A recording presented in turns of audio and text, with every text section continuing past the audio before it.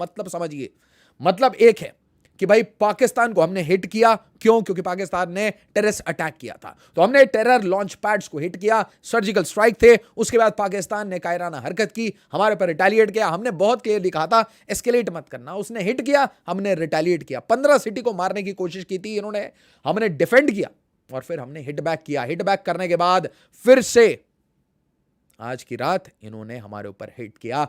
अब रात कह लीजिए, सुबह कह लीजिए, it has been a continuous day and night, Pakistan getting hammered. अब यहां पे ध्यान से देखिए, रिटेलिएशन अक्रॉस द बोर्ड, और मैं इसलिए कह रहा हूं आपको ध्यान से समझना पड़ेगा। आज भारत एक बहुत ही स्ट्रेटेजिक पॉइंट पे खड़ा है जहां पे भारत साउथ एशिया का मैप कंप्लीटली चेंज कर सकता है। Indian armed forces, Indian navy particularly बिल्कुल मैप बिगाड़ सकती है पाकिस्तान का, और पाकिस्तान से बलूचिस्तान की आजादी के शेप्स वो आपको सामने आएंगे, धीरे धीरे डॉट्स कनेक्ट होते हुए दिखेंगे। बलूचिस्तान पोस्ट कहता है wave of armed attack hits Pakistani forces in Balochistan. Quetta में बैक टू बैक अटैक चल रहे हैं। ध्यान से देखिए, फोकस एरिया है बलूचिस्तान। बलूचिस्तान के साइड में देखिए ग्वादार, ओरमारा और कराची।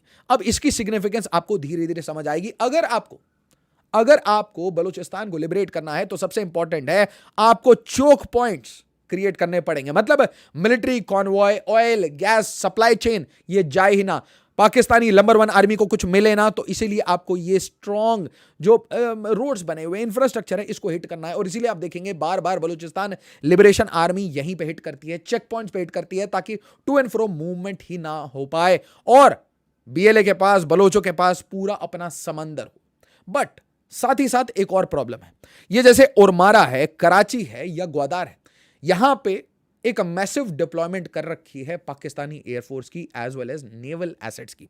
अब भारत के सामने उसे नेवल एसेट्स नहीं बोलते, उसे बोटिंग